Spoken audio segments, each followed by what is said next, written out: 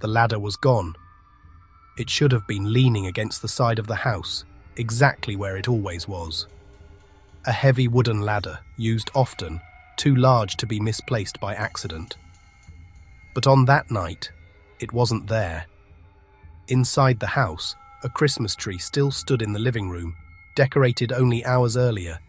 Wrapping paper lay scattered across the floor. Toys had been opened. Laughter had filled the rooms. And then, sometime after midnight, the house caught fire. 5 children were believed to be inside. But when the flames died and the smoke cleared, investigators found something that made no sense at all. There were no remains, no bones, no traces, just ash and silence. And in the years that followed, strange clues began to surface. Sightings, letters, and one photograph that suggested the children might not have died in that fire at all. On Christmas Eve 1945, the Sodder family gathered in their home in Fayetteville, West Virginia. George and Jenny Sodder had built a life there over many years. They raised 10 children in a house that was always busy, always loud, always full of movement and voices. That evening felt ordinary in the way holidays often do: familiar traditions, small arguments, children asking to stay up just a little longer. 5 of the children, Maurice, Martha, Louis, Jenny, and Betty, begged their parents to let them remain awake after the others went to bed. Eventually, George and Jenny agreed. Downstairs, lights glowed softly. Outside, the winter air was still and cold. Sometime before midnight, George checked the doors, turned off the lights, and went to bed. The house grew quiet. Hours later, Jenny woke to the smell of smoke. At first it was faint, barely noticeable, then stronger, then unmistakable. She rushed into the hallway and saw flames beginning to spread.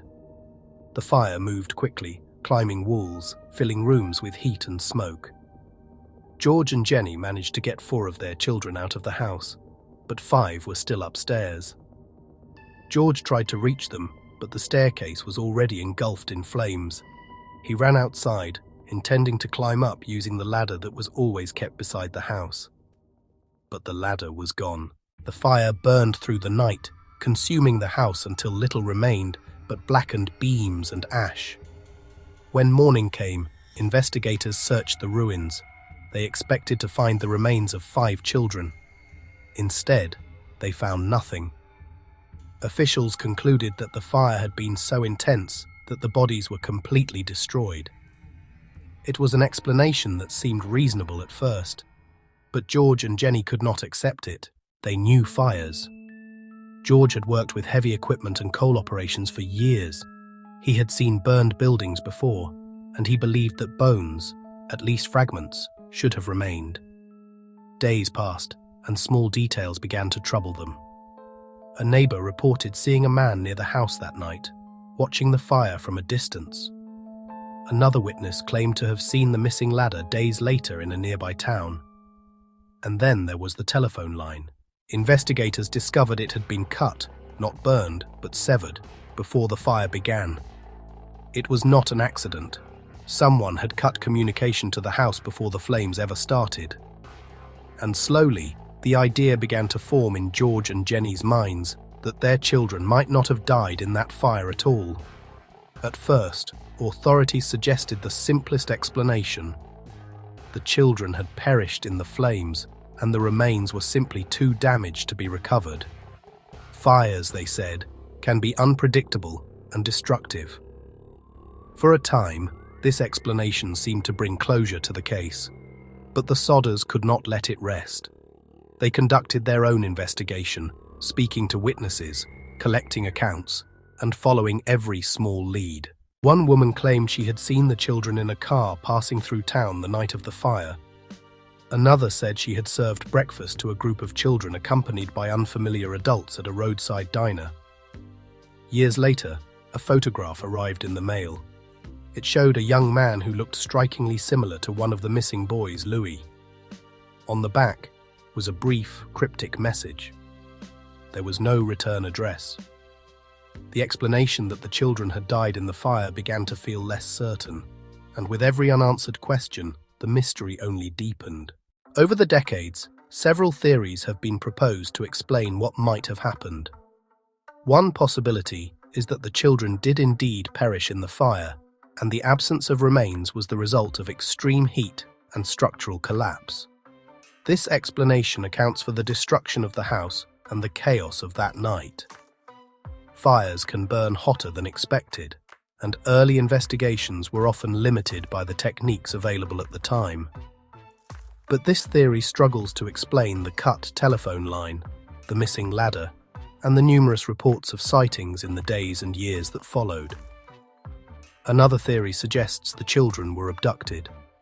George Sodder had been outspoken about political issues related to his birthplace in Italy, and some believed he had made enemies. If someone intended to harm or intimidate him, taking the children might have been a way to do it. This theory explains the cut telephone line and the ladder being moved. It also explains the sightings and the photograph that arrived years later. But it raises difficult questions.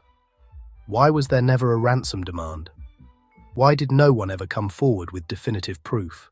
Then there is the most unsettling possibility, that the truth lies somewhere between accident and intention, in events that unfolded too quickly, too chaotically, for anyone to fully understand. Perhaps the fire began unexpectedly. Perhaps someone intervened for reasons that were never recorded. Perhaps the children left the house alive, and what happened afterward was lost to silence. And the question remains, quiet but persistent. If they did survive that night, where did they go? The Sodder family never stopped searching. They placed billboards along highways with photographs of their missing children, offering rewards for information. They followed leads across states, across years, across decades. Time moved forward, but the questions never faded. The house was gone, replaced by empty ground and memory. The town changed, as towns always do. New buildings, new roads, new generations who knew the story only as something that had happened long ago. But for the family, the night of the fire never truly ended, because closure requires certainty, and certainty never came. The ladder that vanished, the telephone line that was cut, the photograph in the mail, small details, each one incomplete, each one leaving space for doubt. And perhaps that is what makes this story linger. Not the fire itself, but the possibility that 5 children walked away into the darkness and were never seen again. What really happened inside that house, in those final moments before the flames rose, is a question that has never been answered, and perhaps never will be. If stories like this stay with you, if you find yourself thinking about them long after the silence returns, there are more waiting to be explored. You can follow this channel to continue uncovering true stories, real mysteries, and the echoes of events history never fully explained.